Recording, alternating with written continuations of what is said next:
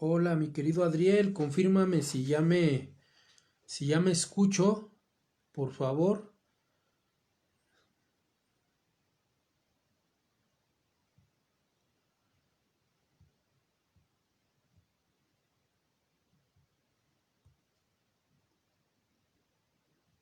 Alguien que me confirme si ya me escucho, porfa.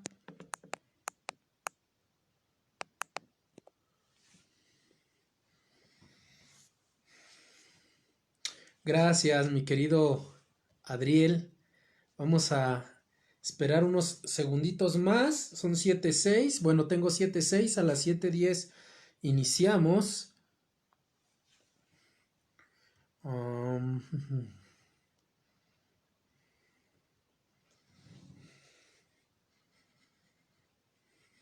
Esperar unos minutitos más para ver si alguien se conecta. Buenas noches a los que ya están. Bienvenida. eh, híjole. Bienvenido Adriel. Mayra, bienvenida. Saraí, bienvenida. No me aparecen más. Bienvenidos a todos los que ya están. Mi hermana Ángel, bienvenida. Pepe, mi querido Pepe, bienvenido. Vamos a dar unos minutitos más para iniciar con nuestra conferencia del día de hoy.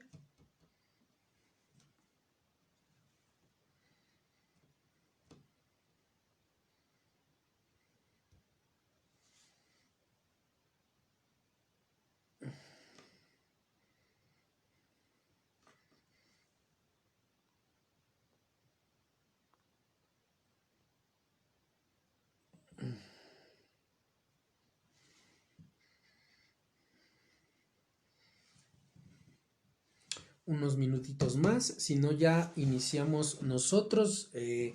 Vamos a transmitir por Facebook únicamente y después, si Dios nos permite, vamos a pasarla al YouTube para los que no pueden verla por Facebook. Ya se jalará de aquí y se llevará al YouTube. Ah, Bienvenidos a todos los que se están conectando. Gracias por acompañarnos en esta noche. Nicole, bienvenida. Muy buenas noches. Estamos a unos minutitos de iniciar nuestra conferencia del día de hoy. Primero Dios, terminaré el día de hoy con el tema de el verdadero significado del amor y ya tendremos otras conferencias después. Amados hermanos, Oli, mi querida Nicole, Oli, bienvenida Nicole.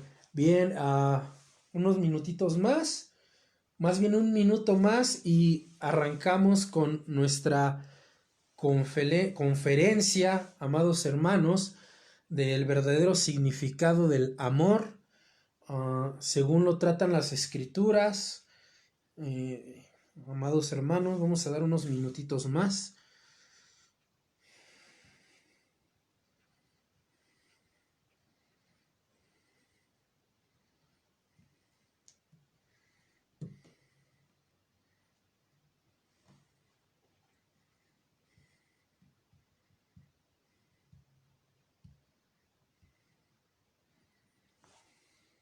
Bien, vamos a orar para iniciar con nuestra conferencia del día de hoy. Vamos a ponernos en las manos de Dios para que sea Él el que nos guíe a través de su palabra y nos ayude a comprender lo que Él quiso enseñar en el tiempo de los Corintios y que sin duda alguna nos sigue enseñando a nosotros el día de hoy. Y vamos a iniciar orando. Oremos, amados hermanos que me acompañan. Señor, le damos gracias en esta noche por la oportunidad que usted nos da de meditar en su palabra. Gracias, Padre, porque usted es bueno, Señor, usted es amoroso, usted es justo, usted es santo. Gracias por todo lo que usted es y por lo que usted hace en nuestras vidas. Ahora nos vamos a acercar a su palabra, Señor, le rogamos que pues usted, el Espíritu Santo, pueda guiarnos, pueda iluminarnos, nos ayude a comprender estas verdades bíblicas que son fantásticas, que son maravillosas, Señor. Padre, agrádese de nuestra vida, Señor, queremos regocijarnos en usted y darle la gloria y la honra que solamente usted merece, porque se lo rogamos, Padre, en el nombre de Jesús. Amén. Pues bien, amados hermanos, vamos a iniciar. Si ustedes recuerdan, estamos viendo primera carta a los Corintios capítulo 13, donde habla de la preeminencia del amor. Decíamos que si queremos saber acerca de la fe, sin duda alguna, vemos Hebreos capítulo 11, y si queremos saber del amor, pues sin duda alguna tenemos que ver primero a los Corintios capítulo 13 o primera de Juan capítulo 4. De hecho, estos pueden verse en paralelo, puede verse junto. Y decíamos al inicio de esta conferencia, amados hermanos, que el contexto de este pasaje de primera carta a los Corintios 13, que habla sobre el amor, es los dones espirituales y el servicio a la iglesia. Así que el amor en el que está enfocado primera carta a los Corintios 13 no es primeramente en el amor romántico, no es primeramente en el amor relacional de unos con otros, sino es el amor dentro y para los hermanos de la iglesia. Así que, amados hermanos, vamos a meditarlo, lo estamos meditando en ese contexto, estamos sacando las implicaciones bíblicas y lo estamos llevando a la práctica en nuestra vida cotidiana, o más bien estamos llevándolo a la implicación o aplicación, cómo se debe de vivir el amor en estos tiempos de la iglesia. Y si ustedes recuerdan, amados hermanos, a través de esta conferencia estábamos viendo tres cosas muy importantes. La primera era que no importa qué hables, sepas o hagas, si no tienes amor. Y ese amor, amados hermanos, es en el contexto del amor de Dios a través de la vida del creyente. Pablo dice que no importa qué tan elocuente seas al hablar, si no amas, de nada te sirve. Cuando el apóstol Pablo dice: si yo hablase lenguas humanas y angélicas y no tengo amor, vengo a ser como metal que resuena o címbalo que retiñe. ¿Qué está diciendo? ¿Qué está diciendo el apóstol Pablo? Que no importa lo bonito que hables, si el amor de Dios no es transmitido a través de tus palabras. Lo segundo que va a decir el apóstol Pablo es que no importa qué tanto sepas o qué tipo de fe tengas, que sin amor nada somos. Y el apóstol va a decir en el versículo 2, que ya vimos: y si tuviese profecía y entendiese todos los misterios y toda ciencia, y si tuviese toda la fe de tal manera que trasladase los montes, y no tengo amor, nada soy. Entonces el apóstol Pablo está enfocando que el ser del cristiano se evidencia realmente a través del amor de Dios para con los demás. Y por último, el apóstol Pablo va a decir en esas conferencias pasadas que ya vimos, que no importa lo que hagas, sin amor de nada sirve. Y el apóstol Pablo dice en el versículo 3: y si repartiese todos mis bienes para dar de comer a los pobres, y si entregase mi cuerpo para ser quemado y no tengo amor, de nada me sirve. Entonces el apóstol Pablo está diciendo en las conferencias pasadas que ya vimos: no importa qué tan elocuente hables, no importa qué tanto sepas, no importa el tamaño de tu fe, no importa lo que hagas, si no está basado en el amor a Dios.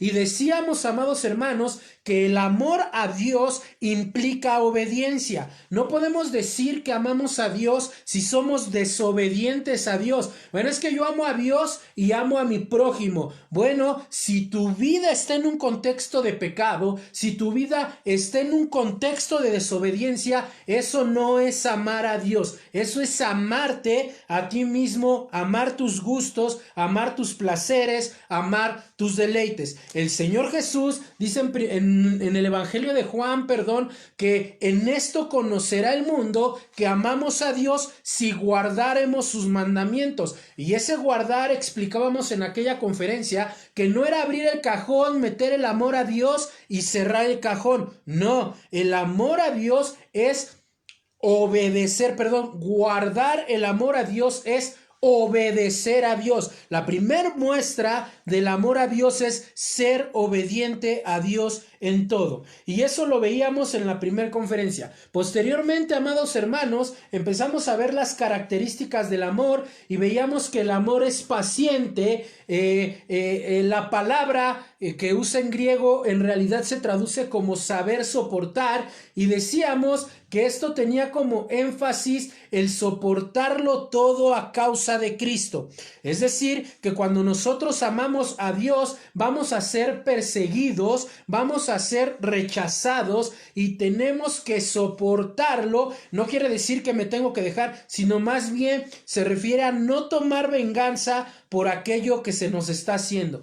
También decíamos en la segunda conferencia que el amor es benigno, y decíamos que la traducción literal del griego es que el amor es bondadoso, que lo va a dar todo por los demás, va a dar sin esperar, va a ser generoso, pero en un contexto de no pecado. ¿Por qué? Porque a veces decimos, es que si me amas debes ser cogeneroso y debes de tolerar mi pecado. No. No está hablando en un contexto de pecado, sino ser generoso en cuanto a la ayuda de los demás sin esperar nada a cambio. Y eso no implica que obviamente no señalemos el pecado. El señalar el pecado, amados jóvenes, amada iglesia que nos acompaña, es una muestra de amor. Cuando Jesús vino a esta tierra, Él señalaba los pecados de los demás para que fueran al arrepentimiento, y esta implicación la podemos ver, por ejemplo, en Juan capítulo 4, cuando Jesús le dice a la samaritana, ve y llama a tu marido. Y la samaritana le dice, es que no tengo marido. Jesús le dice, bien has dicho, porque 5 maridos has tenido y con el que vives no es tu marido. No es que Jesús no amara a la samaritana, más bien porque la amaba, quería hacerle ver su falla para poder llevarla a la corrección. Esa es la muestra de benignidad del amor. También decíamos que el amor no tiene envidia. El amor no tiene envidia, es decir, quiero, anhelo lo que tiene esa persona. Esa persona no tiene por qué tener esto. O también decir, me gustaría que no tuviera lo que tiene, me gustaría que no tuviera lo que tiene. No, el verdadero amor siempre va a buscar el bienestar de los demás. Otra vez esto en un ambiente no pecaminoso, en un ambiente correcto. También veíamos que el amor no es jactancioso, es decir, que el amor no tiene ninguna presunción, que el amor no hace alarde de sus logros. Decíamos que la jactancia era la otra cara de la envidia, y la envidia es querer lo que la otra persona tiene. La jactancia es intentar hacer que otros sientan envidia de lo que nosotros tenemos. Jesús nunca fue así. Jesús era Dios encarnado, pero nunca se exaltó a sí mismo. Y decíamos en aquella ocasión que contrariamente Jesús se humilló a sí mismo, es decir, puso a su persona muy por debajo a veces de los demás en esa muestra de amor. Y decíamos que el ejemplo claro de esto, pues lo podemos ver en la cruz.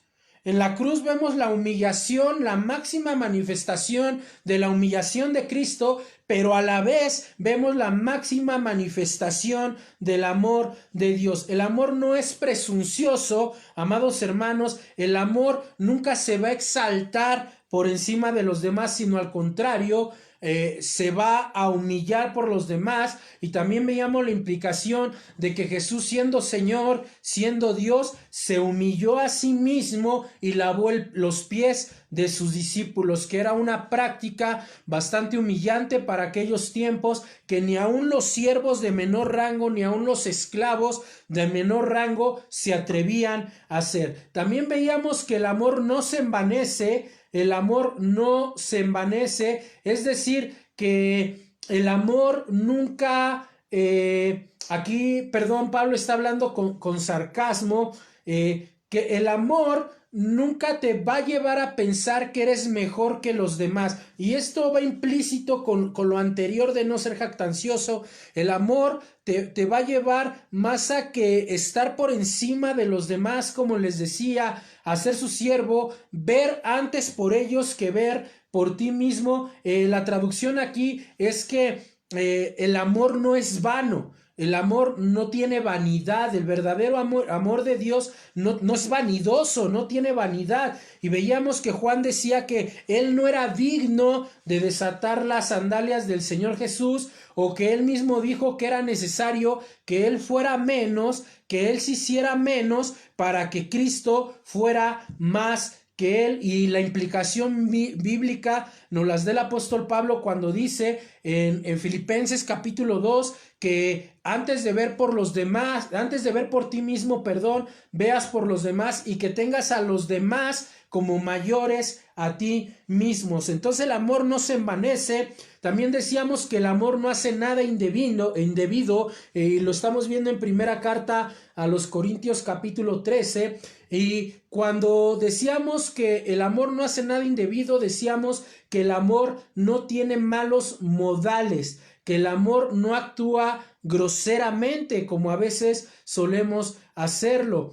Decíamos que la jactancia, recopilando, y la vanidad llevan a hacer a las personas lo que no es correcto, lo que no es debido, y eso pues no es el amor de Dios. El amor de Dios trata a los demás amablemente, se interesa por sus sentimientos, se interesa por su sensibilidad, se interesa porque esté bien, a una causa de la propia persona de uno. Cuando uno verdaderamente tiene el amor de Dios y lo transmite a los demás, no importa que porque la otra persona esté bien, tú vas a estar mal. Cristo hizo eso, acuérdense otra vez, Él fue a la cruz, Él se sacrificó para que nosotros estuviéramos bien. Por implicación bíblica del contexto, Pablo dice que el amor es un sacrificio. Entonces, si es necesario que tú te sacrifiques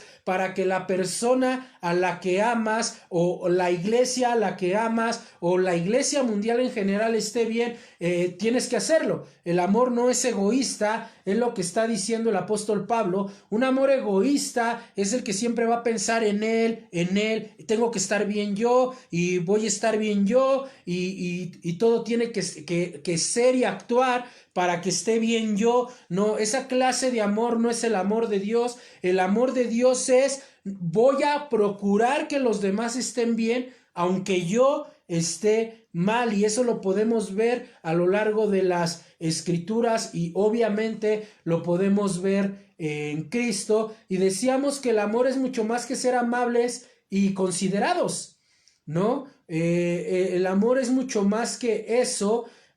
Amados hermanos, el amor también nos lleva a la mansedumbre y actuar con ternura, como Cristo actuó en esta tierra, compadeciéndose de los demás. Y decíamos que dentro del cristianismo ese asunto de es que yo no soy expresivo no cuenta, o Dios no me dio esa facultad, no cuenta, es incómodo para mí, no cuenta, no quiero hacerlo, no cuenta. ¿Por qué? Porque el tener esa visión únicamente me enfoca en mi misma persona, yo. No, tengo que ver por el bienestar de los demás antes por el mío. En ese contexto decíamos que eso implica, el hecho de que el amor sea un sacrificio, implica dejar ir. El amor implica dejar ir, amados hermanos. A veces decimos que el alejarnos de alguien es porque no amamos a la persona. No, muchas veces no es así. Más bien es porque amas a la persona. Debes dejarlo ir. La implicación que poníamos en aquel entonces era cuando Jesús resucita y va a encontrarse en camino a Emaús con sus discípulos, y lo encuentra Magdalena, y Magdalena lo abraza, se aferra a él, y Jesús le dice: déjame. O sea, no, ese déjame no es un no me toques, no. Jesús le dice: tienes que dejarme ir porque debo de subir a mi Padre. Entonces el amor también tiene que ver con dejar ir. El amor tiene que ver con dejar ir también en el contexto del pecado. Cuando nosotros amamos a Dios, no nos aferramos al pecado, sino nos aferramos a Dios. Dios y el pecado no cuentan, no se llevan, no se pueden entrelazar entre sí, no pueden caminar juntos, no pueden estar en un mismo lugar. Así que si yo digo amar a Dios y estoy pecando en contra de Dios, en realidad no amo a Dios. ¿Por qué? Estoy amando al pecado. Y si recuerdan, primera de Juan capítulo 2 tiene esa implicación que dice: no améis al mundo ni las cosas del mundo, porque aquel que ama lo del mundo pues en realidad no ama a Dios. Es una paráfrasis que estoy haciendo y que es válida dentro de las escrituras. Entonces, Dios y el pecado no concuerdan. Y si el amor no hace nada indebido, quiere decir que si amas verdaderamente a Dios, vas a estar dispuesto a dejar tu pecado por seguir amando a Dios. Muchas veces hacemos lo contrario. Ya sé que a Dios no le agrada esto, yo sé que esto es pecado en contra de Dios, no importa, como Dios me ama y yo amo a Dios, yo puedo seguir pecando. No, ese es un engaño de Satanás, eso no existe en la Biblia. Dios está en contra del pecado, Dios está irado contra el pecado, Dios no comulga con el pecado, el amor de Dios no se puede aplicar dentro de un contexto de pecado. Si quieren verlo, pueden leer primera de Juan desde el capítulo 1. Si decimos que andamos en luz o que somos luz pero andamos en tinieblas, mentimos y la verdad no está en nosotros. ¿No? Aquel que ama, ama porque conoce a Dios, porque Dios es amor, y en esto se mostró el amor de Dios, en que Él nos amó primero, y ese amor se refleja en el amar a los demás. Pero esa es una consecuencia de amar a Dios. Dios y el pecado no comulgan juntos, amados hermanos. Luego dice la Biblia que el amor no busca lo suyo, y ahí fue donde nos quedamos. En realidad, el amor no busca lo suyo. Y decíamos en ese momento que eso es la clave para todo. El que el amor no busque lo suyo es la clave para todo. La raíz del mal de la naturaleza humana caída es su tendencia a querer hacer su voluntad. Déjenme repetir esto. La raíz del mal de la naturaleza humana caída es su tendencia a querer hacer su voluntad. Lenski, el bien conocido comentador de la Biblia, ha dicho lo siguiente, cito: curemos el egoísmo y habremos vuelto a plantar el huerto del Edén. Déjenme repetirlo. Lenski dice, y lo cito: curemos el egoísmo y habremos vuelto a plantar el huerto del Edén. Adán y Eva rechazaron la voluntad de Dios con el fin de hacer su propia voluntad.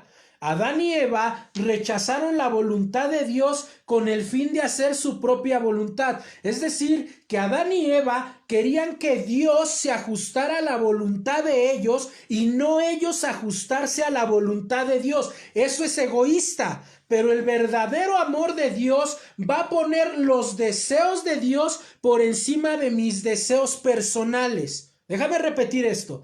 El verdadero amor a Dios y el verdadero amor de Dios va a poner por encima los deseos de Dios que mis deseos personales. Yo no puedo decir que amo a Dios y que tengo el amor de Dios si por un ratito me adecuo a su voluntad, pero después de que pasa un tiempo de adecuarme a esa voluntad, vuelvo al mismo pecado. Amados hermanos, eso no es el amor de Dios. En ningún lado de las escrituras se enseña ese tipo de amor, y mucho menos que provenga de Dios. El verdadero amor de Dios va a poner a Dios por encima de lo que yo quiero, de lo que a mí me gusta, de lo que yo deseo. Adán y Eva rechazaron esa voluntad, amados hermanos. El yo de Adán y Eva, el yo tomó el lugar de Dios. Adán y Eva pusieron su yo en el lugar de Dios. Y todo lo que está en el lugar de Dios es idolatría. Eso es lo opuesto, amados hermanos, a la justicia, y eso es lo opuesto al amor. El amor no está preocupado por sus propias cosas, sino por la necesidad de los demás. Y eso se liga con el contexto cuando decíamos que estás dispuesto a sacrificarte de tal manera que la otra persona esté bien, aunque tú estés mal. Esa implicación bíblica se ve a lo largo de todas las escrituras. Vamos a ver un ejemplo. Filipenses capítulo 2 versículo 4. Filipenses capítulo 2 versículo 4. Filipenses capítulo 2 versículo 4. Y miren lo que dice la escritura. Filipenses 2:4 dice: no mirando cada uno por lo suyo propio. ¿Se dan cuenta? Pablo dice en primera carta a los Corintios 13 que el amor no busca lo suyo. Ahora noten lo que dice Filipenses 2:4. No mirando cada uno por lo suyo. ¿Se dan cuenta que es lo mismo? Bueno, entonces si no debo de mirar por lo mío, ¿por qué debo de mirar? Escuchen, sino cada cual también por lo de los otros. ¿Se dan cuenta? ¿A qué se refiere la Biblia con que el amor no busca lo suyo? Bien, que nuestros deseos, inclinaciones, deleites no van a estar por encima de Dios y de lo que manda su palabra.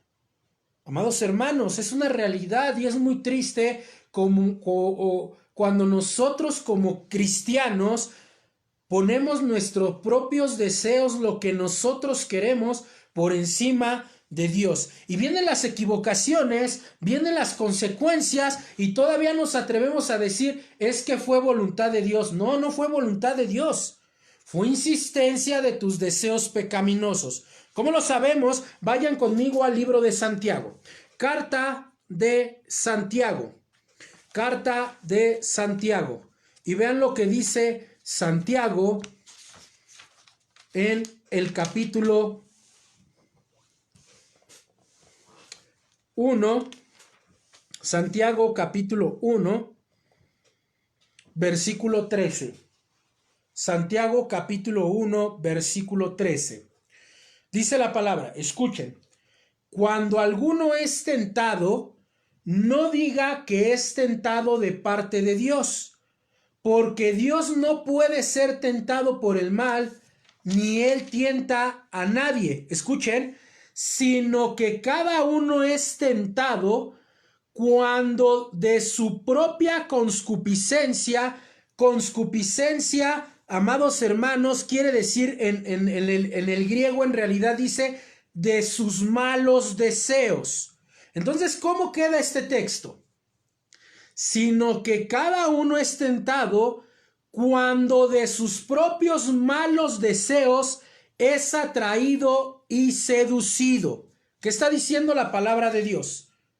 Oye, es que yo amo a Dios, pero caí en este pecado porque Dios me trajo ese pecado. Si Dios no hubiera querido que yo pecara, Él no me hubiera traído ese pecado. No, no entiendes para nada la persona de Dios, no entiendes para nada su revelación bíblica. No, lo que Santiago está diciendo es que son tus propios malos deseos los que te llevan a entregarte a ti mismo a la tentación.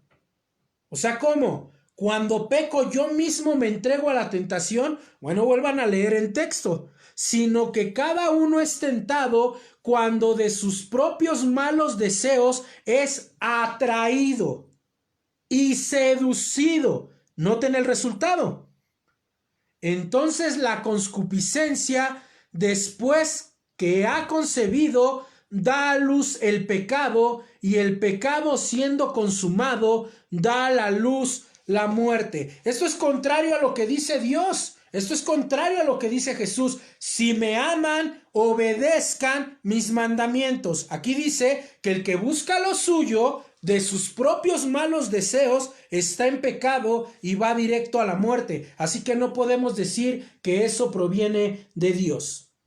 Cuando hablamos de que el amor no busca lo suyo, Como siempre, Jesús es nuestro modelo perfecto. Jesús es nuestro modelo perfecto. La Escritura dice que Él no vino para ser servido, sino para servir. ¿Qué está diciendo aquí la Escritura? Que Jesús no buscó lo suyo, el ser servido, el ser el centro de atención de los demás, que los demás se dedicaran a servirlo a Él. No, fue al revés. Jesús vino para servir. El Hijo de Dios vivió su vida para beneficio de los otros. El Hijo de Dios vivió su vida para beneficio de los otros. Dios encarnado era el amor encarnado. Él fue la perfecta encarnación del amor que da su vida por los demás. Nunca buscó su propio bienestar, sino el de los otros, sino el de los demás. Esto con implicación, amados hermanos, de lo que veíamos anteriormente, de que el amor no es jactancioso, no es presumido, que el amor no es vano, que el amor no hace nada indebido. Si ligamos eso con la vida de Jesús, notemos algo muy interesante. Decía que Él fue la perfecta encarnación del amor que se da por los demás.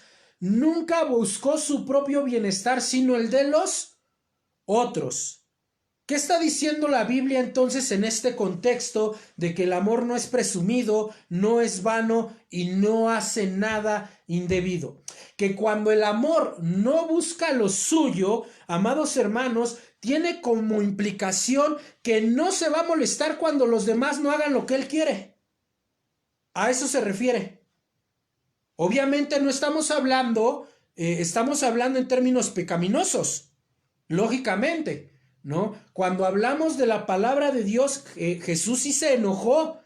Jesús sí se enojó cuando fueron en contra de la santidad de Dios. Por ejemplo, Juan capítulo 2, donde Él echa a los cambistas del templo, que en un momentito más vamos a estudiar detenidamente. Obviamente, cuando es algo justo, que atenta contra Dios, que atenta contra su palabra, lógicamente, amados hermanos, que vas a buscar el bienestar de Dios.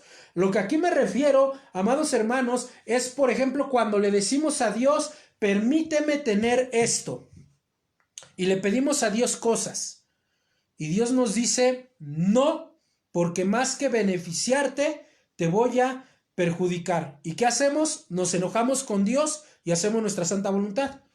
Es que ahorita no sé si puedo hablar con Dios. Oye, ¿por qué no puedes hablar con Dios? Porque me quitó el pecado. ¡Wow! ¡Wow! A eso se refiere con que Cristo no vino a hacer su santa voluntad. Cristo vino a hacer la voluntad del Padre. Y cuando hablo de santa voluntad de Cristo, quiero decirles que Él bien pudo hacerla porque Él es Dios. Es la implicación bíblica. Sin embargo, Jesús dijo, yo no vine a hacer mi voluntad, yo vine a hacer la voluntad de aquel que me envió. El Hijo, siendo Dios, se sujeta al Padre. El amor que no busca lo suyo no mete en problemas a los demás. Híjole, como no reaccionó como yo quería, pues ahora voy a hablar en contra de él. Y ahí vamos, amados hermanos, ahí vamos sobre de la persona, inventamos cosas.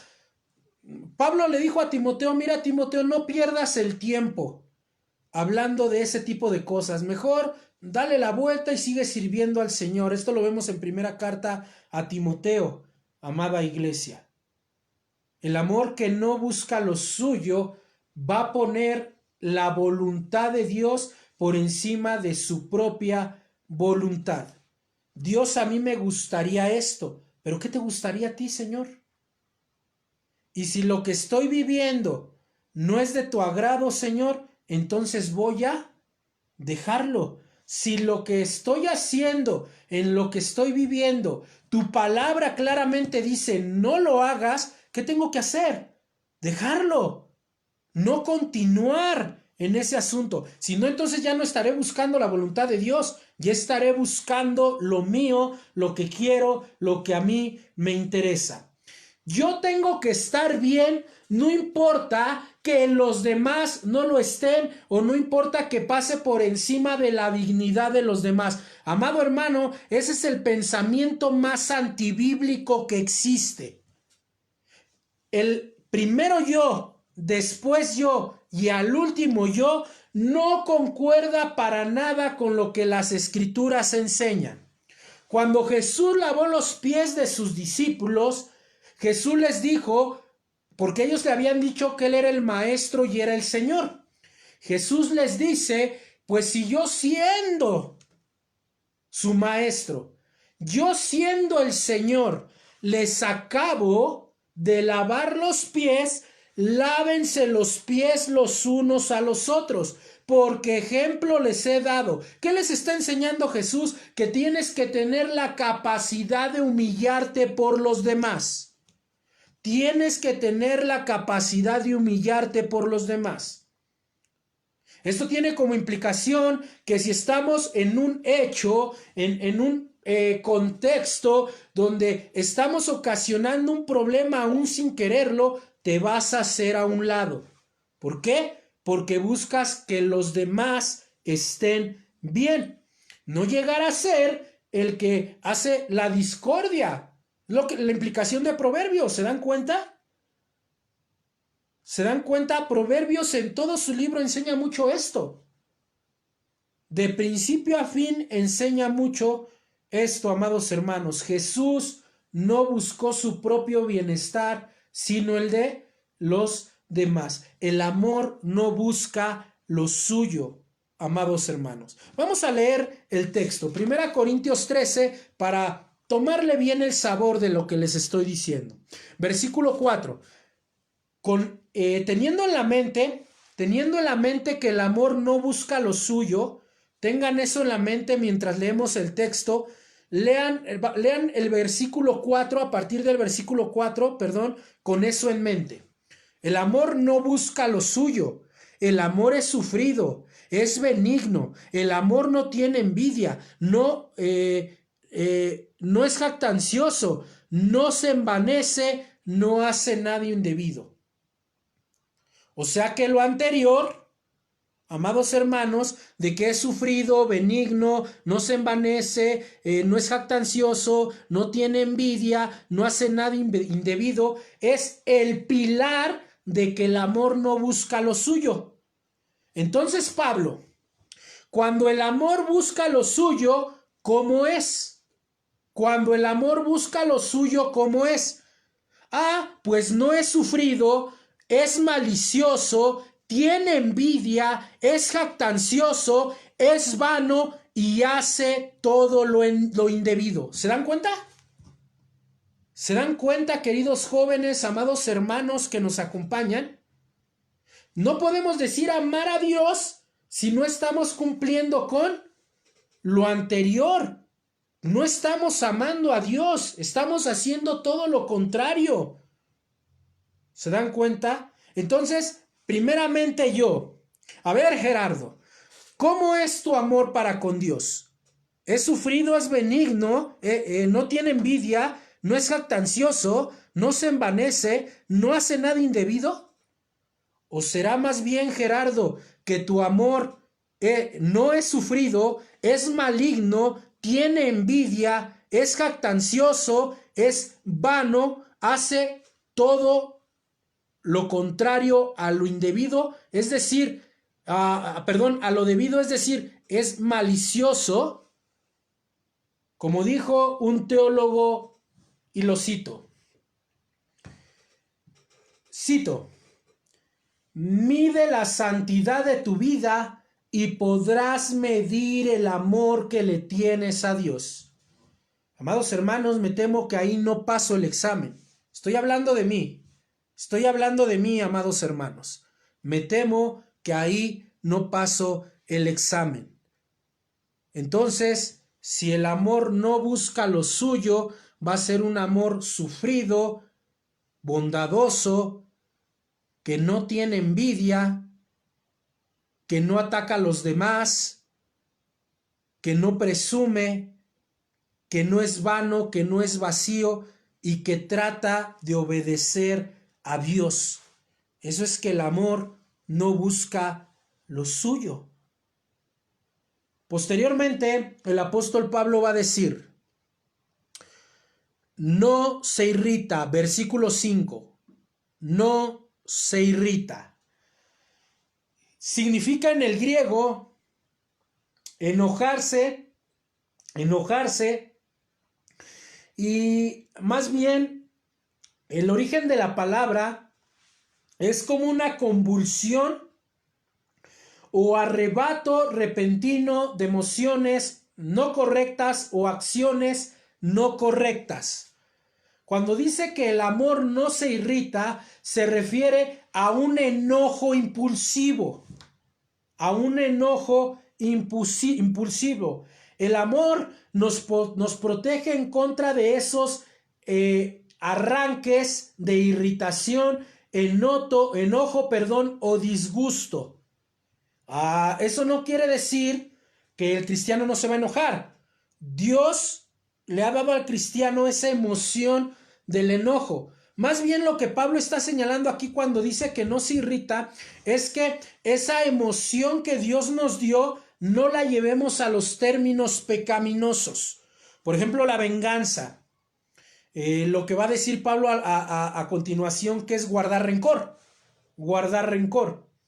Lo que Pablo está diciendo es que ese enojo, disgusto, sean provocados, escuchen, por cosas de pecado que Dios nos prohíbe. Déjenme repetirlo. Ese disgusto o ese enojo no debe ser provocado por cosas de pecado que Dios nos prohíbe.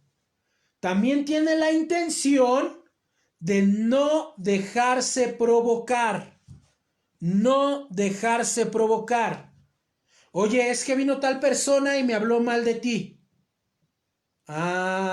Y tú lo escuchas y reaccionas a los comentarios que te hacen. Y luego va con la otra persona y le dice, es que fulano de tal me habló mal de ti. Si debes de tener algo seguro, amado joven, amada iglesia, es que el mismo que vino y te dijo a ti que alguien habló mal de ti, es el mismo que va a ir a decirle a él que tú hablaste mal de él. A eso se refiere Pablo, que no se dejen provocar, lo que les decía hace ratito en primera carta a Timoteo. Timoteo, no pierdas el tiempo en discusiones necias. No pierdas el tiempo dice la palabra de Dios, hasta es chistoso, es chistoso en discusiones de viejas. Y no se refiere de viejas en el sentido malo en contra de las mujeres. No, vaya a saltar a alguien aquí. No, la Biblia es machista. No. Pablo está diciendo a Timoteo que no pierda el tiempo en ese vicio viejo del chisme. El amor no se irrita, no se deja provocar. Oye, es que este vino y me habló mal de ti. Está bien, pero que quiera hablar contigo. Ok, que venga y me diga a mí. No, que... Entonces, ahí déjalo. O sea, ¿para qué perdemos el tiempo? Porque si tú entras en esa discusión con la persona, es una cadenita. Ese va y le dice al otro, el otro va y le dice al otro, el otro va y le dice al otro, y es un cuento de nunca acabar. Y eso es lo que le dice Pablo a Timoteo. Evítalo, tú sigue amando a la persona, pero evita ese tipo de cosas. Miren, el apóstol no descarta, escuchen, la indignación que es correcta. El apóstol Pablo no descarta la indignación que es correcta. ¿A qué me refiero, amados hermanos? Que la palabra de Dios dice en Efesios capítulo 4, airaos, pero no pequéis. Es decir, puedes enojarte. Claro, es una emoción que Dios te ha dado, pero que ese enojo no te lleve al pecado. Déjame repetirte esto. Que ese enojo no te lleve al pecado. ¿Jesús se enojó? Claro que Jesús se enojó. Pero Jesús se enojó por lo que era santo y lo que era justo. Vamos a ver un texto. Vamos al Evangelio de Marcos. Evangelio de Marcos. Evangelio de Marcos.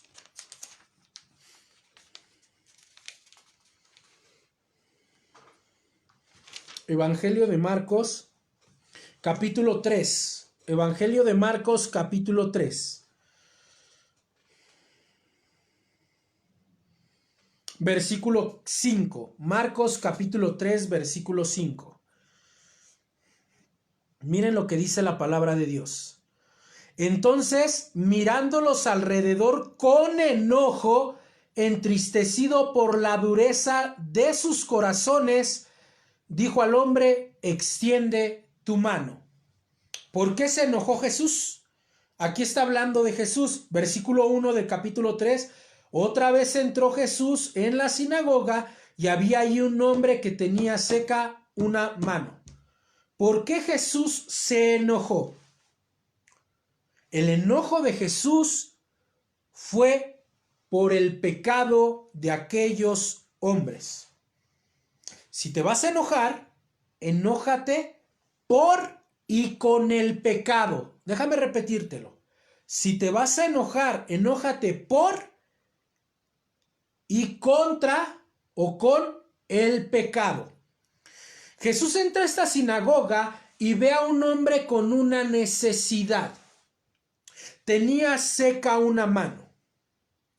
Los judíos que estaban ahí estaban acechando a Jesús, es decir, lo perseguían para ver si se equivocaba y poder acusarlo. Es decir, espiaban a Jesús para ver qué hacía mal y poder acusarlo. ¿Se dan cuenta? Entonces Jesús llama al hombre y le dice: levántate y ponte en medio. Y Jesús les pregunta algo. A ver, judíos, religiosos, ¿es lícito en los días de reposo hacer el bien o hacer el mal? ¿Salvar una vida o quitarla? ¿Por qué le acechaban estos religiosos? Porque como eran religiosos, querían guardar el día sábado sin hacer nada, pero ellos sí lo hacían en la intimidad. Y querían que Jesús se equivocara para poder acusarlo, para poder señalarlo. Vivían para señalar a Jesús. Esa era su vida, acusar al Señor. Y Jesús les dice: a ver, ustedes que son tan religiosos, díganme, ¿qué es lo correcto, hacer el bien o hacer el mal? ¿Y saben qué hicieron estos religiosos? Se quedaron callados. Se quedaron callados porque conocían que se tenía que hacer el bien y no el mal. Y es cuando Jesús se enoja. Jesús se enojó por la vida pecaminosa de esos hombres que no querían arrepentirse. Ese es un enojo justo. Ese es un enojo santo. En la teología, amados hermanos, cuando hablamos de teología propia, que es el estudio de la persona de Dios, o cuando hablamos de cristología, que es el estudio de la persona de nuestro Señor Jesucristo, a esto se le conoce como la ira santa. La ira santa. ¿Por qué ira santa? Porque hay un enojo, pero no es dominado por el pecado. Es un enojo contra el pecado. ¿Eso es válido? ¡Claro! Pablo se enojó con los corintios por su pecado. Pablo se enojó con los gálatas por su pecado. Así que, amados hermanos, si nos vamos a irritar, si nos vamos a enojar en el contexto del amor de Dios, que sea por el pecado. Si algo nos va a ofender, que nos ofenda el pecado, el seguir pecando en contra de Dios. Vean el contexto, versículo 6 de primera carta a los Corintios 13. Vean lo que dice el contexto de primera carta a los Corintios, capítulo 13, versículo 6. Dice que el amor no se goza de la injusticia. Vean qué implicación tan hermosa, amados hermanos. Porque ya habló de no buscar lo tuyo. Ahora dice que no te irrites. Que si te irritas sea por el pecado y no porque Dios te quita el pecado. Amados hermanos, habemos cristianos que cuando Dios nos quita el pecado nos enojamos con Dios. Nos deprimimos porque Dios nos quita el pecado. e insistimos en regresar al mismo pecado.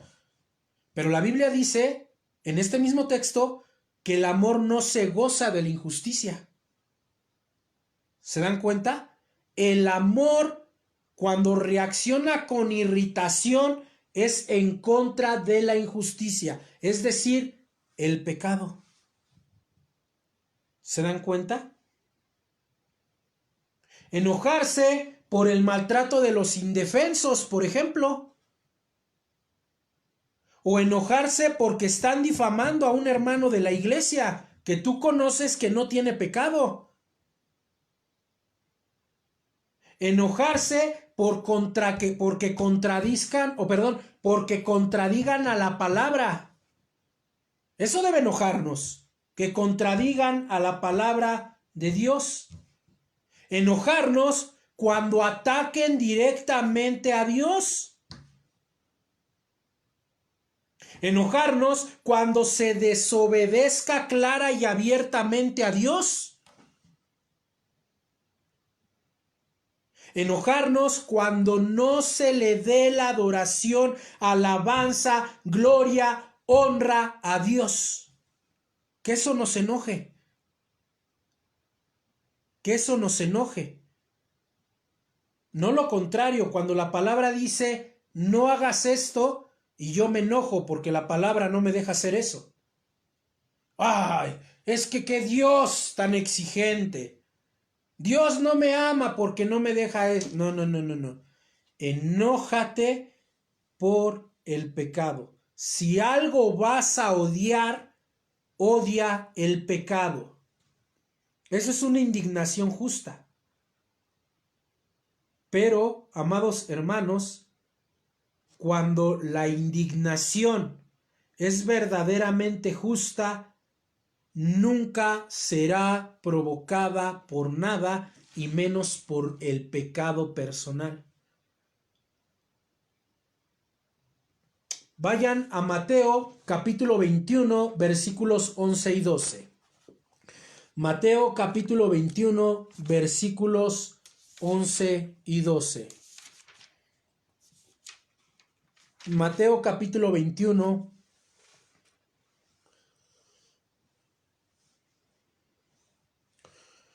versículos 11 y 12. Y la gente decía, este es Jesús el profeta de Nazaret de Galilea.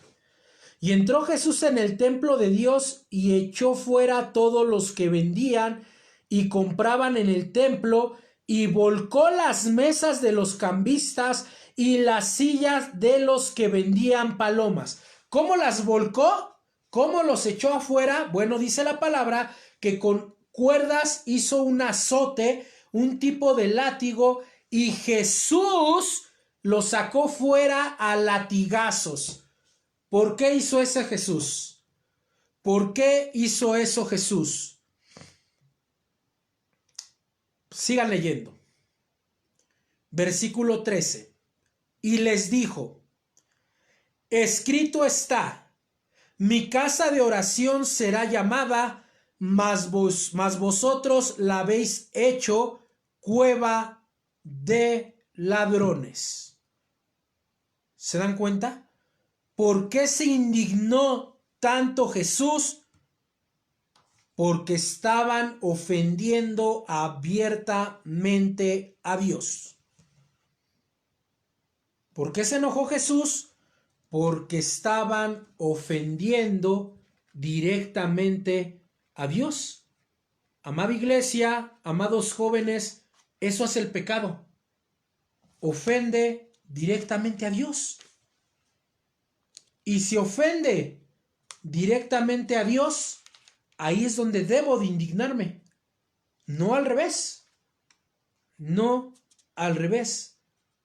Debo de indignarme cuando se ofende a Dios. Amada iglesia. Primera carta a los Corintios capítulo 5. Primera carta a los Corintios capítulo 5.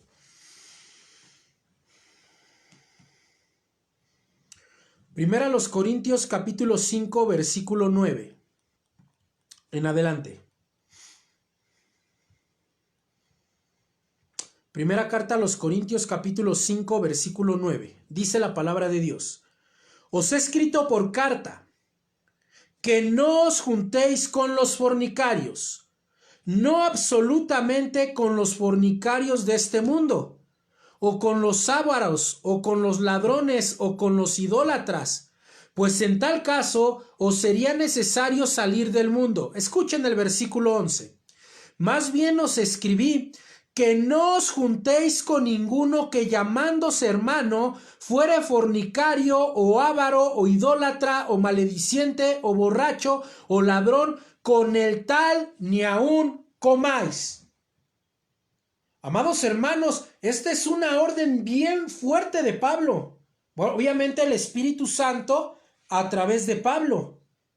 ¿Qué está diciendo Pablo? No te juntes ni te sientes a la mesa con aquellos que dicen ser cristianos, pero desobedecen abiertamente a Dios.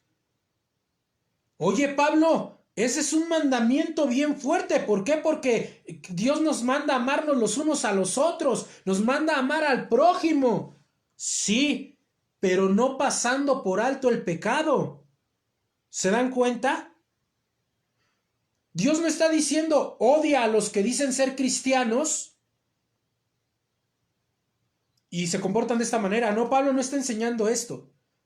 ¿Qué está enseñando el apóstol Pablo? Que tener comunión con una persona que está bajo disciplina podría ser una indicación de aprobación de lo que hizo tal persona.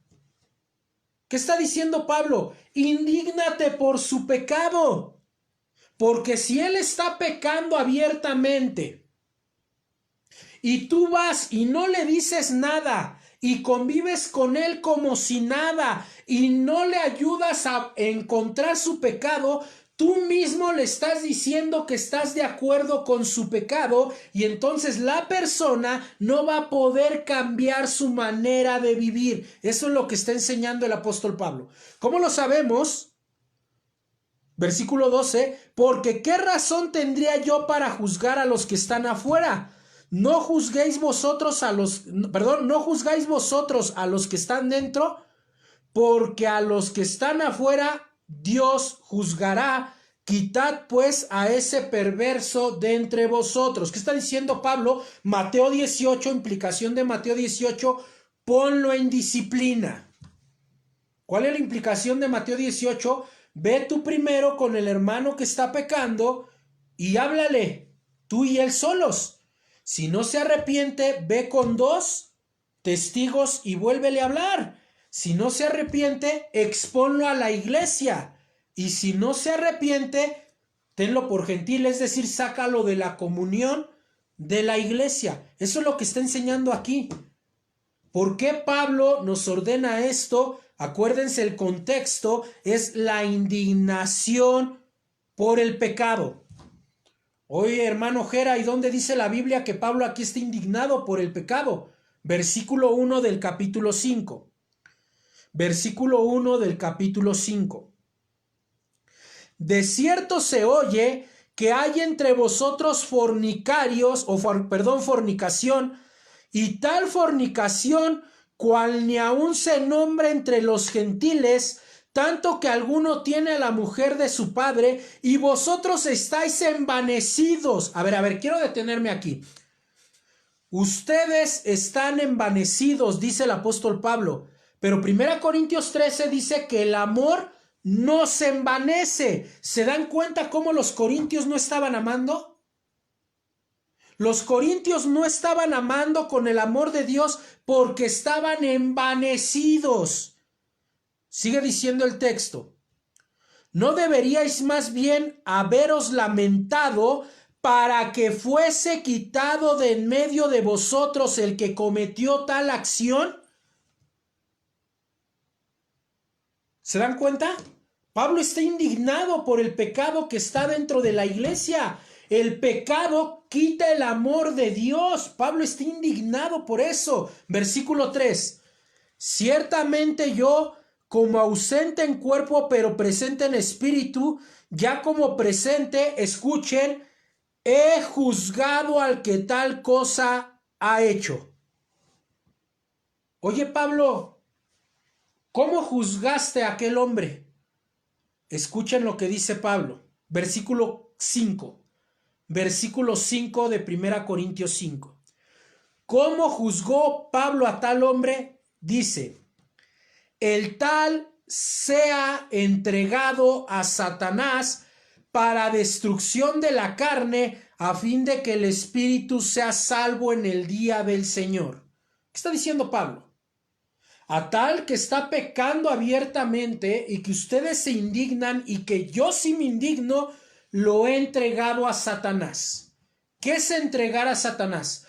Entregar a Satanás, amados hermanos, es sacar de la comunión de la iglesia a esa persona y que Dios lo discipline. Ojo, que la Biblia dice que puede ser destruido. Oye, ¿qué Dios tan malo? ¿Entonces no te indigna el pecado? Es que no digas eso porque la gente se ofende. Pues que se ofenda. Nosotros toda nuestra vida nos hemos pasado ofendiendo a Dios. Entonces, si el amor se va a irritar, amados hermanos, que se irrite por el pecado. ¿Se dan cuenta? Jesús sacó a los cambistas del templo por violar la casa de su padre. Amados hermanos, ustedes y yo hoy en día somos la casa del Padre. Y muchas veces yo violo el templo de Dios. Estoy hablando de mí, amados hermanos. Yo violo abiertamente el templo de Dios, que es mi cuerpo. Ahí es donde debería indignarme, amados hermanos. Ahí es donde debería irritarme. Jesús muchas ocasiones fue atacado, difamado, abusado, y en ninguna de ellas tomó venganza. Dios perdona, pero yo no. O sea, tú eres más que Dios. Tú eres más que Dios, porque si tú dices que Dios perdona y tú no, quiere decir que tú estás por encima de Dios, ¿no? Al contrario, amada iglesia, Jesús oró, Padre, perdónalos, porque no saben lo que hacen. ¿En dónde lo dijo? En la cruz del Calvario. ¿Se dan cuenta? El amor no se irrita. Y aquí Pablo va a empezar a ligar. Pablo va a empezar a ligar lo siguiente con que el amor no se irrita. Versículo 5. No hace nada indebido, no busca lo suyo, no se irrita, no guarda rencor. No guarda rencor. En el Nuevo Testamento se usa la misma palabra griega para representar el acto perdonador de Dios para todos los que confían en Cristo. Jesús, amados hermanos, perdonó a todos, aunque nosotros lo atacamos y lo ofendemos constantemente. Y Cristo nos sigue perdonando.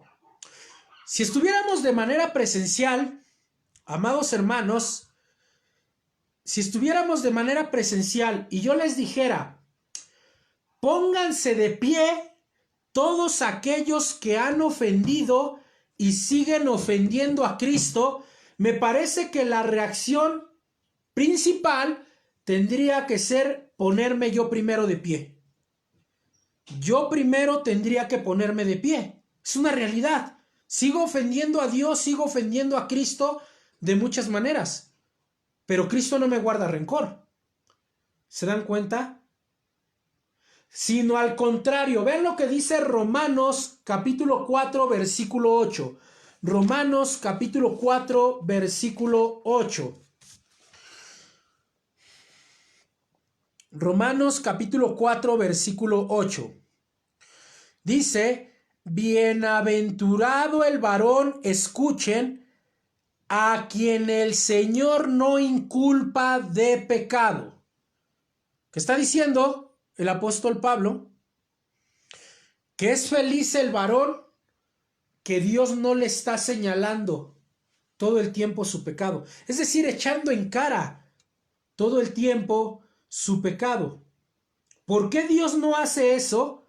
Porque Dios estaba en Cristo reconciliando consigo al mundo, escuchen, no tomándoles en cuenta a los hombres su pecado. Déjame repetir esto que pueden ver en 2 Corintios capítulo 5 versículo 19. Dios estaba en Cristo reconciliando consigo al mundo, no tomándoles en cuenta a los hombres su pecado. ¿Por qué? Romanos 5:8. Romanos 5:8. Véanlo. Mas Dios muestra su amor para con nosotros en que siendo aún pecadores, Cristo murió por nosotros. ¿Se dan cuenta? Dios no le guarda rencor al pecador. Contrariamente, siendo aún pecador, Dios se entregó a su Hijo por ustedes y por mí. ¿Se dan cuenta, amados hermanos? ¿Se dan cuenta por qué dice Pablo que el amor no guarda rencor? Y si nosotros amamos es porque conocemos a Dios. ¿Por qué? Porque Dios nos amó primero. Entonces, si yo tengo el amor de Dios, yo no guardo rencor o no debería guardar rencor. ¿Se dan cuenta?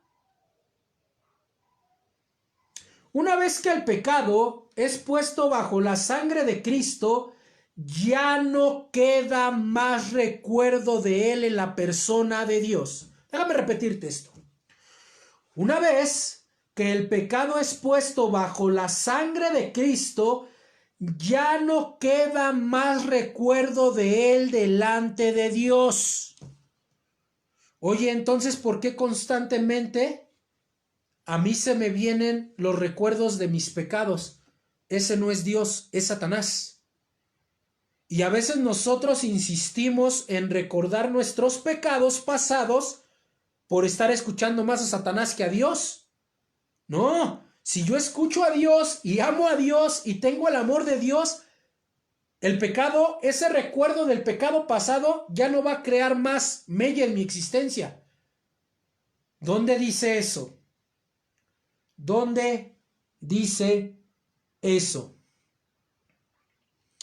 Vean el libro de Hechos capítulo 3. Hechos capítulo 3. Hechos capítulo 3, versículo 19. Hechos capítulo 3, versículo 19. Miren lo maravilloso que es el amor de Dios, amados hermanos. Por eso deberíamos vivir siempre en el amor de Dios, amando como Dios ama. Miren lo que dice Hechos 3:19. Hechos 3:19. Así que arrepentíos y convertíos, escuchen, para que sean borrados vuestros pecados, para que vengan de la presencia del Señor tiempos de refrigerio. Cuando Cristo viene y nos rescata y nos hace salvos, voy a hablar con una ilustración. En ese momento Dios toma el libro de todas nuestras malas obras y lo borra completamente. Pero no lo borra como nosotros, amados hermanos, porque nosotros a veces escribimos tan recargado que por más que borremos y borremos, siguen quedando indicios en la hoja de lo que una vez fue escrito. Con Dios no pasa así, amada iglesia. Con Dios no pasa así. Cuando Dios borra ese libro donde están escritos todos mis pecados en contra suya, no queda ni la más mínima evidencia de ese pecado. Ese es el amor de Dios. Por eso el amor de Dios no guarda rencor. Ese es el amor de Dios, amada iglesia. Pero ¿cómo se llama esa goma? ¿Cómo se llama esa goma con la cual Dios borra mi pecado? ¿Cómo se llamará esa goma con la cual Dios borra totalmente mi pecado? Esa goma se llama arrepentimiento. Es lo que dice el texto. Arrepentíos para que sean borrados sus pecados. La goma se llama arrepentimiento. ¿Qué es arrepentimiento? Dejar mi pecado y no volver a hacerlo. Lógicamente hay pecados que no son conscientes. Por eso David decía, líbrame aún de mis pecados que me son ocultos. La Biblia se refiere a esos pecados que hacemos conscientemente. Esos pecados que nosotros decidimos hacer. Y como yo decidí hacer ese pecado, ahora ¿qué tengo que hacer? Dejarlo y dar vuelta atrás. La palabra en griego para arrepentimiento es la palabra metanoia, que significa cambio de mente, cambio de pensar. Es cambiar el camino por el donde voy. Muchos cristianos dicen es dar un giro de 360 grados. No, porque si damos un giro de 360 grados vamos a llegar al mismo lugar donde estábamos. No, es dar un giro de 180 grados. ¿A qué me refiero?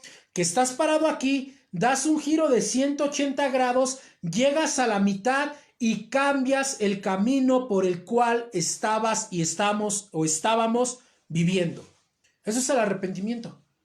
Cambiar la manera en cómo llevaba mi vida, cambiar la manera en la que me comportaba, en la que pensaba, en la que hablaba. Para el cristiano no existe eso de que es que estoy en mi vieja naturaleza y por eso pequé. No, tú ya no tienes vieja naturaleza. Nosotros ya no tenemos vieja naturaleza. Segunda carta a los Corintios capítulo 5, de tal manera que el que está en Cristo, nueva criatura es, las cosas viejas pasaron, he aquí, todas son hechas nuevas. ¿Se dan cuenta? El verdadero amor de Dios no guarda rencor. Escuchen esto, amados hermanos. Escuchen esto. En los registros de Dios en los cielos,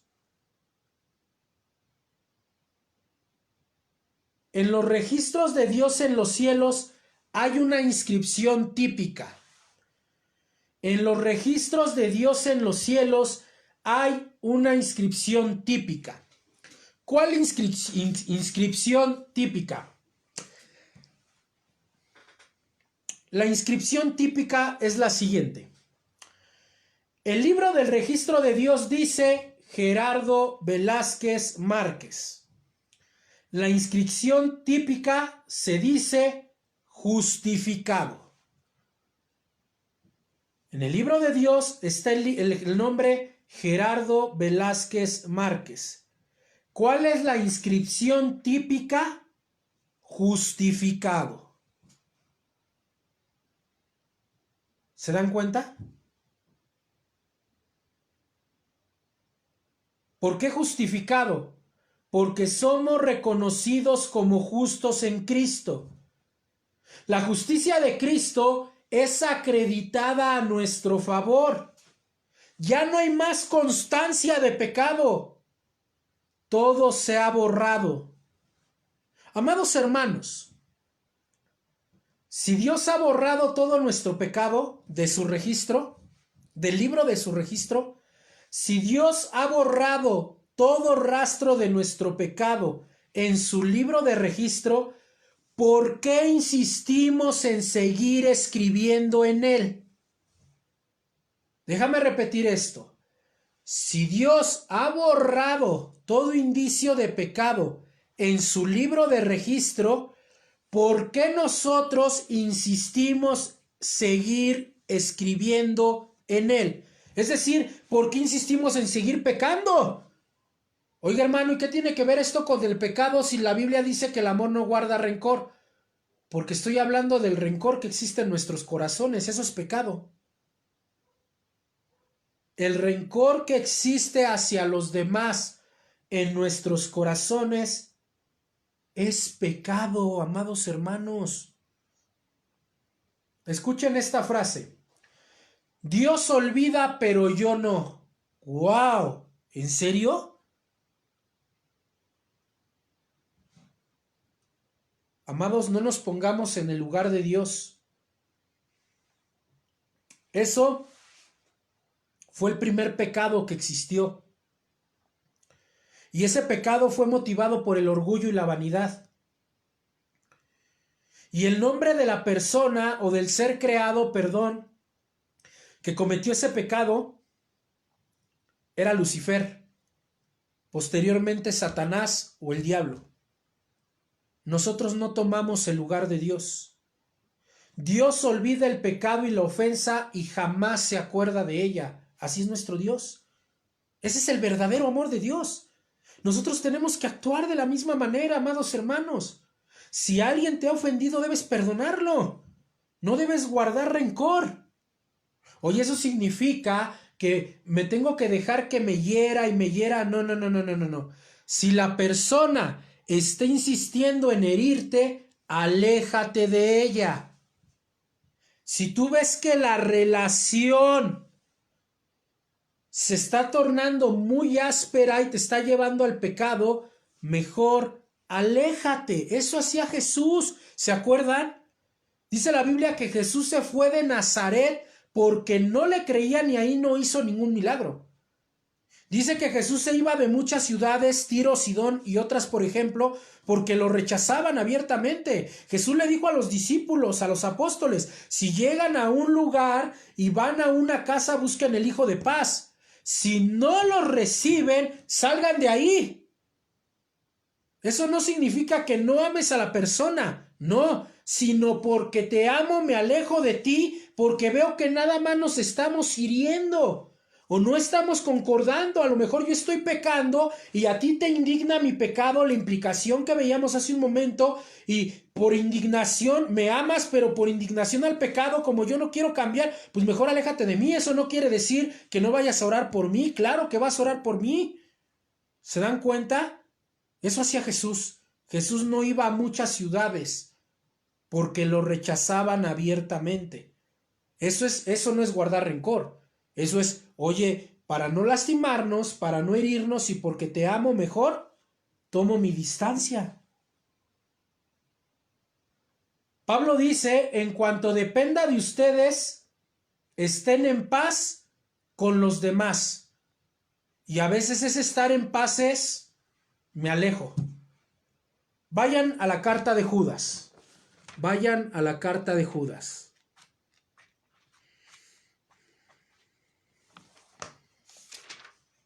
Carta de Judas, versículo 22. Judas 22. Vamos a ver esta implicación bíblica. Judas 22. Algunos que dudan, convencerlos. ¿Se dan cuenta? Están dudando de la fe, están dudando de la gracia, están dudando de la doctrina. Bueno, a ellos tengo que ir a convencerlos, es decir, platicar, enseñarles para que su fe sea afianzada. Luego dice, a otros salvad arrebatándolos del fuego. Es decir, aquellos que de plano no creen en nada, pues preséntales el evangelio, evangelízalos para que puedan ser salvados del fuego, es decir, del infierno. Escuchen lo tercero. Y de otros, tened misericordia con temor, aborreciendo aún la ropa contaminada por su carne. Judas está hablando de apóstatas, aquellos que desean ser cristianos, pero insisten en estar viviendo en el pecado abiertamente. Eso es apostasía. Apostasía es darle la espalda a Dios. Apostasía es ponerse en contra de Dios, retar abiertamente a Dios. Eso es apostasía. Y de ese grupo está hablando Judas. ¿Qué está diciendo Judas con y de otros tener misericordia con temor? Es decir, ámalos, ora por ellos, no les guardes rencor, pero dice aborreciendo aún la ropa contaminada por su carne. Es decir, mejor tomo mi distancia contigo.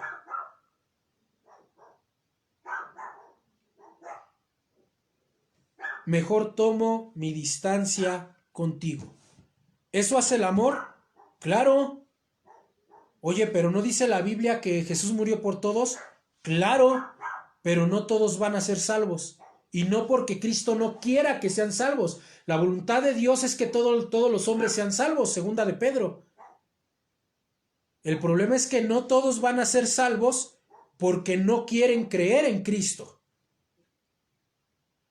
¿Cristo aún sigue amando a su creación? Claro que Cristo los ama.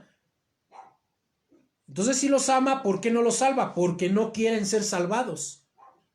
¿Se dan cuenta? Esa es la implicación, amados hermanos.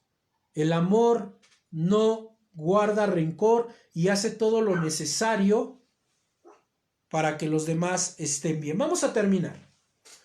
Vamos a terminar porque regresen a primera carta a los Corintios capítulo 13. Primera carta a los Corintios capítulo 13.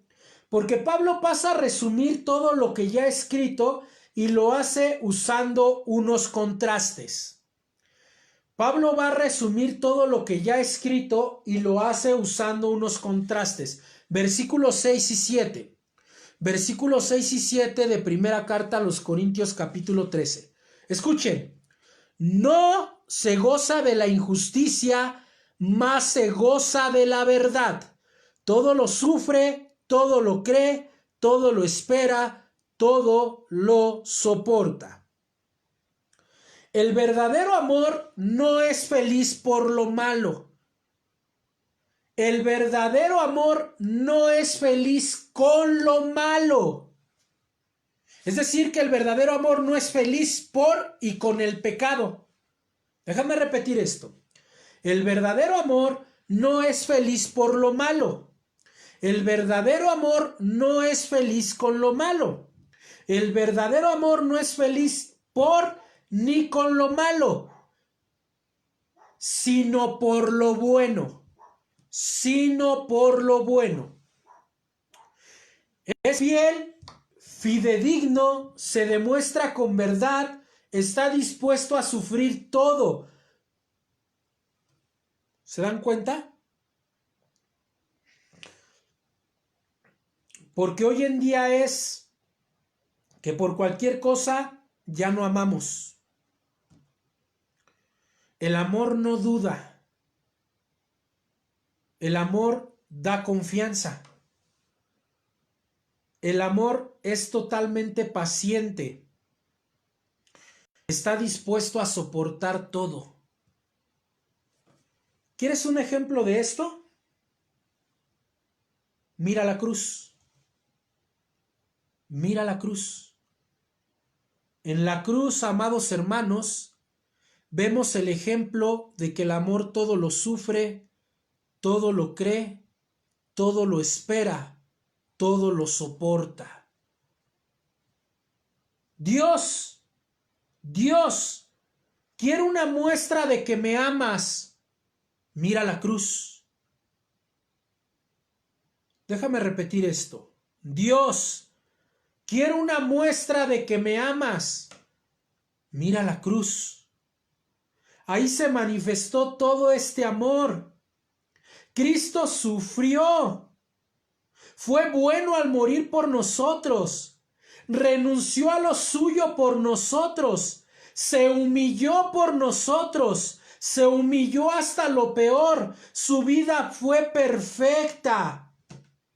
Nunca hizo nada por él mismo, sino por los demás. No aplicó su enojo porque nos destruiría. No nos guarda rencor. Él es la verdad. Todo lo sufrió, todo lo soportó. Amados hermanos, ¿y seguimos esperando una muestra de que Dios nos ama? Sin su amor no habría fe. Sin su amor no habría esperanza. Recuerda, ahora permanecen la fe, la esperanza y el amor, pero el mayor de ellos es el amor. Cristo no amó a quien lo amó. Cristo no amó a quien lo amó. porque entonces no habría podido amar a nadie. Cristo amó a aquellos que lo rechazábamos, que lo juzgábamos, que lo azotamos, que nos burlamos, que lo escupimos, que le pusimos una corona de espinas, que lo clavamos en el madero, que le dijimos: si eres hijo de Dios, desciende de esa cruz. A esos amó Cristo. Y ese es el amor que debemos tener nosotros. Porque somos muy dados, amada iglesia, a decir: lo voy a amar como yo quiera amarlo. O si Él me ama, yo lo amo. O que el amor sea bajo mis reglas. Eso no es amor, amada iglesia. Eso es capricho. Es buscar lo suyo.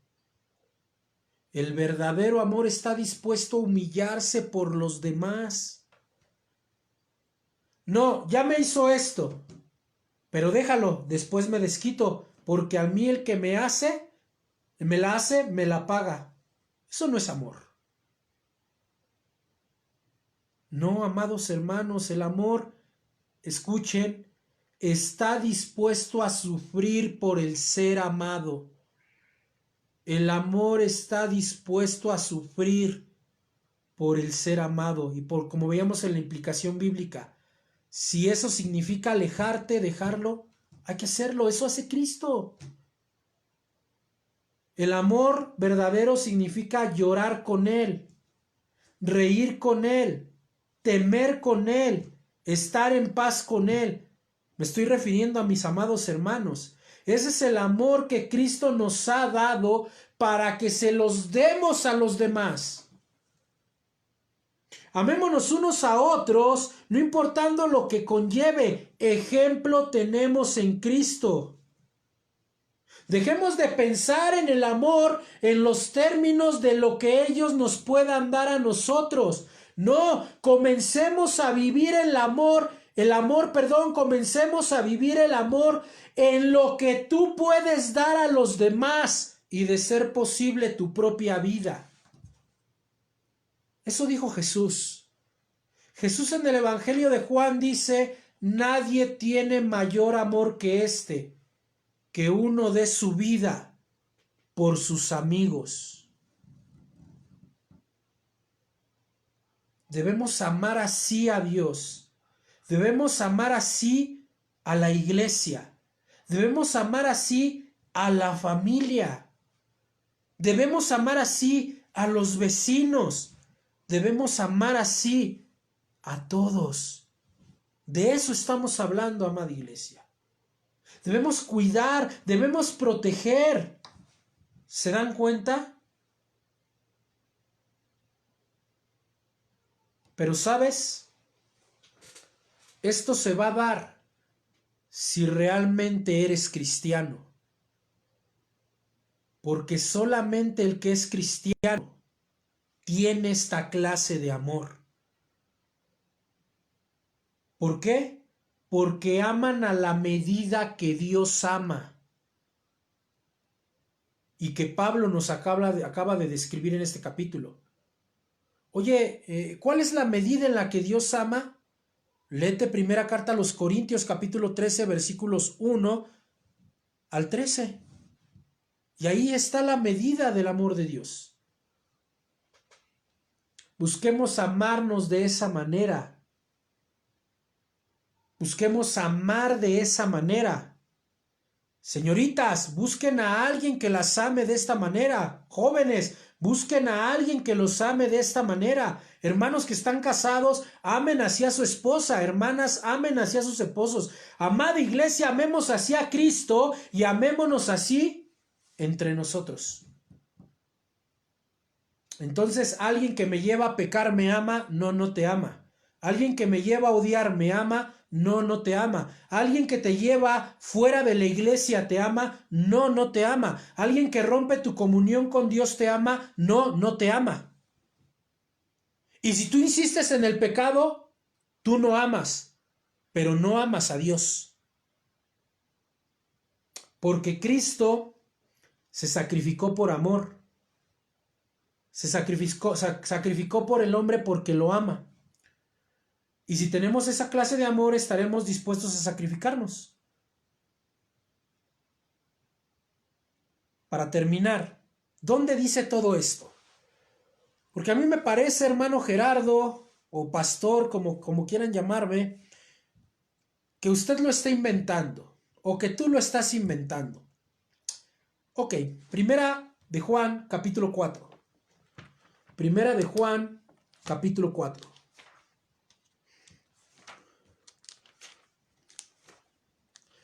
Primera de Juan, capítulo 4.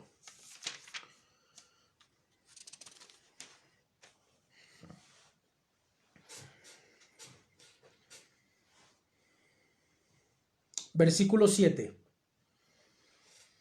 Primera de Juan, capítulo 4, versículo 7.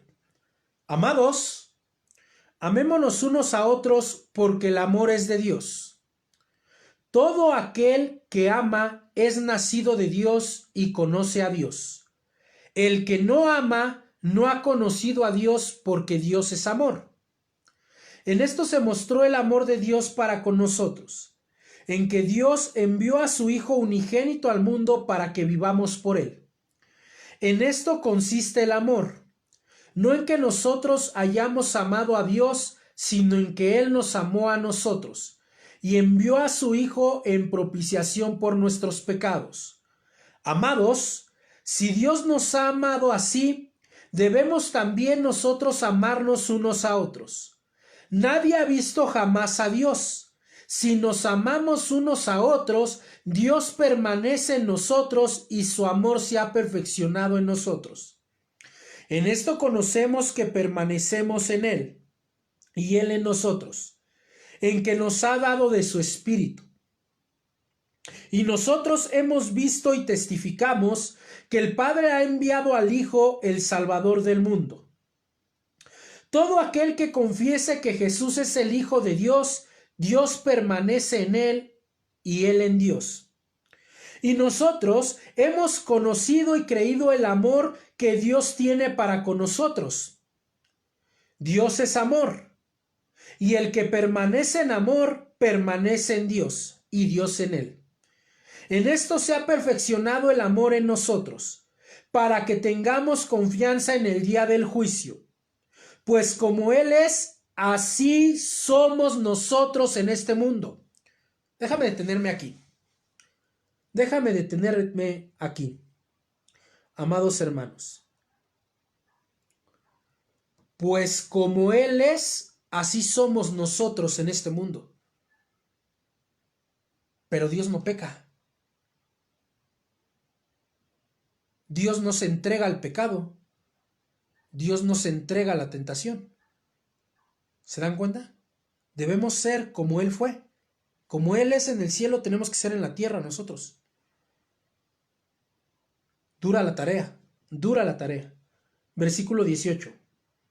En el amor no hay temor, sino que el perfecto amor echa fuera el temor, porque el temor lleva en sí castigo, de donde el que teme no ha sido perfeccionado en el amor. Nosotros le amamos a Él porque Él nos amó primero. Si alguno dice, yo amo a Dios y aborrece a su hermano, es mentiroso. Pues el que no ama a su hermano a quien ha visto, ¿cómo puede amar a Dios que no ha visto? Y nosotros tenemos este mandamiento de Él: el que ama a Dios, ame también a su hermano. Pero ahí no termina. Déjame concluir. Todo aquel que cree que Jesús es el Cristo es nacido de Dios. Y todo aquel que ama al que engendró, ama también al que ha sido engendrado por él. En esto conocemos que amamos a los hijos de Dios. Cuando amamos a Dios, escucha, y guardamos sus mandamientos. Pues este es el amor de Dios, que guardemos sus mandamientos, y sus mandamientos no son gravosos. Amados hermanos, jóvenes que nos acompañan, iglesia que nos acompaña, queremos medir si amamos como Dios ama, si realmente tenemos el amor de Dios, si realmente se nos aplica el amor de Dios. Juan nos ha dado, al igual que Pablo, unas reglas muy sencillas. ¿Qué tanto amas a Dios? ¿Qué tanto confiesas a Cristo delante de los demás? Y no me refiero a las palabras, me refiero a los hechos. ¿Qué tanto amas a la iglesia? ¿Qué tanto obedeces?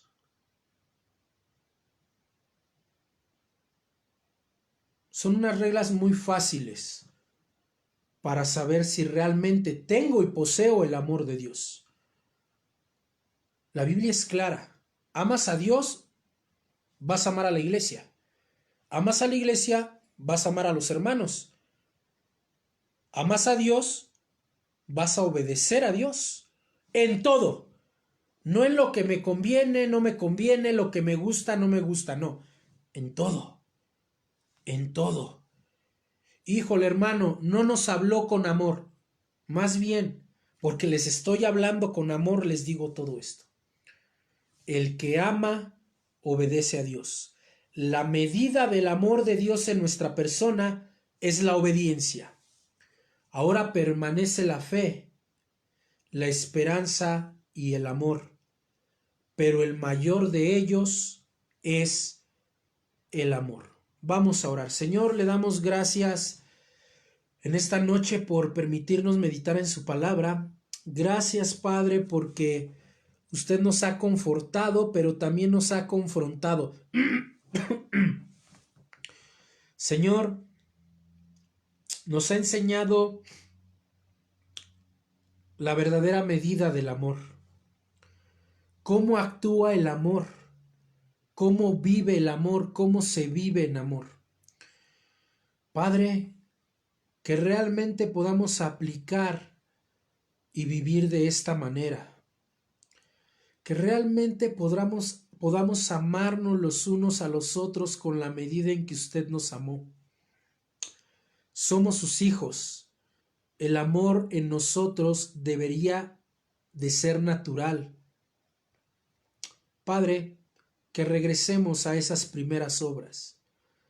Que regresemos a ese primer amor.